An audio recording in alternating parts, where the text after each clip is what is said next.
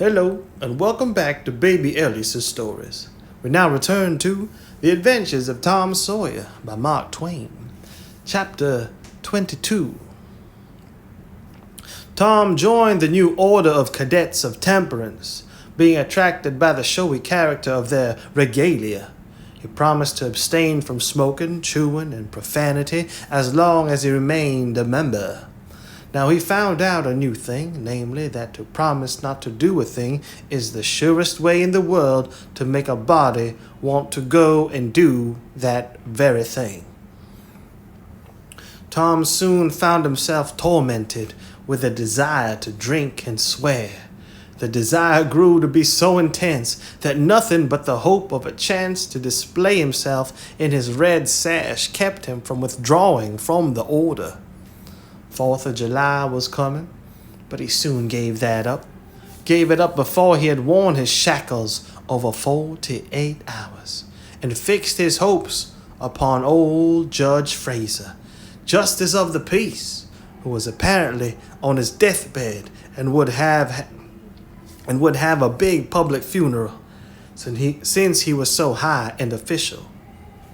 During 3 days, Tom was deeply concerned about the judge's condition and hungry for news of it. Sometimes his hopes ran high, so high that he would venture to get out his regalia and practice before the looking-glass. But the judge had a most discouraging way of fluctuating. At last he was pronounced upon the mend, and then convalescent. Tom was disgusted and felt a sense of injury too. He handed in his resignation at once, and that night the judge suffered a relapse and died. Tom resolved that he would never trust a man like that again. The funeral was a fine thing. The cadets paraded in a style calculated to kill the late member with envy. Tom was a free boy again, however. There was something in that. He could drink and swear now, but found to his surprise that he did not want to. The simple fact that he could took the desire away and the charm of it. Tom presently wondered to find that his coveted vacation was beginning to hang a little heavily on his hands. He attempted a diary, but nothing happened during 3 days, and so he abandoned it. First of all, the Negro minstrel shows came to town and made a sensation. Tom and Joe Harper got up a band of performers and were happy for 2 days.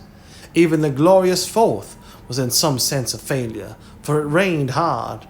There was no procession in consequence, and the greatest man in the world, as Tom supposed, Mr. Benton, an actual United States Senator, proved an overwhelming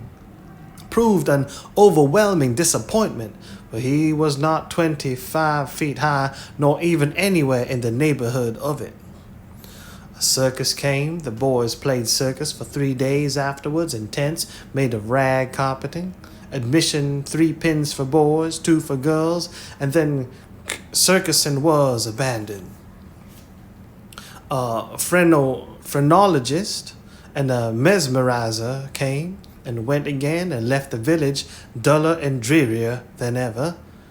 There were some boys and girls' parties, but they were so few and so delightful that they only made the aching voids between ache the harder.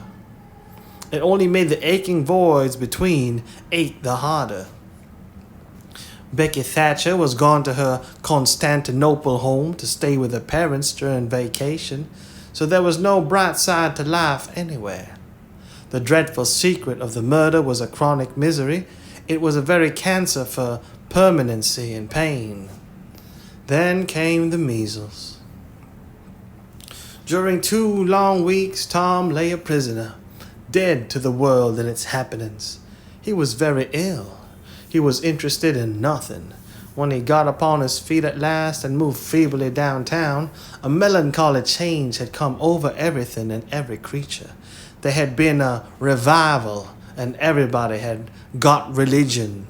Not only the adults, but even the boys and girls.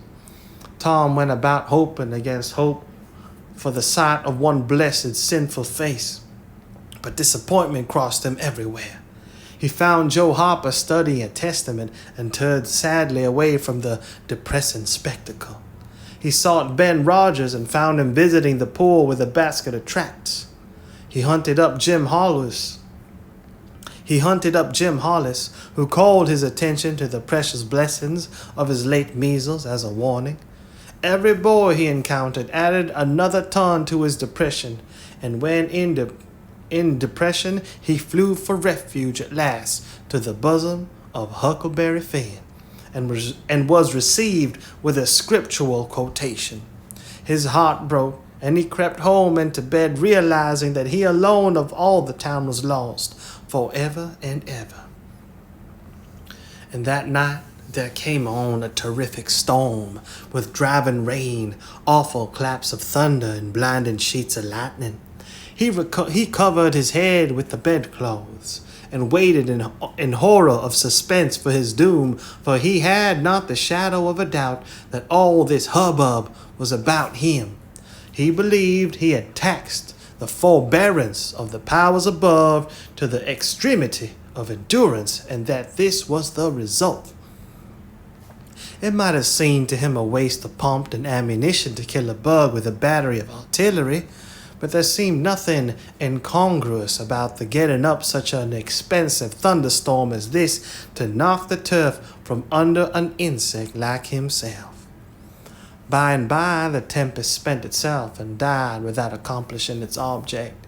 The boy's first impulse was to be grateful and reform. His second was to wait, for there might not be any more storms.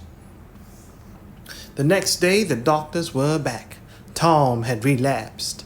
The 3 weeks he spent on his back this time seemed an entire age. When he got abroad at last, he was hardly grateful that he had been spared, remembering how lonely was his estate, how companionless and forlorn he was. He drifted listlessly down the street and found Jim Hollis acting as judge in a juvenile court that was trying a cat for murder. In the presence of her victim, a bird, he found Joe Harper and Huck Finn up an alley eating a stolen melon. Poor lads. They, like Tom, had suffered a relapse.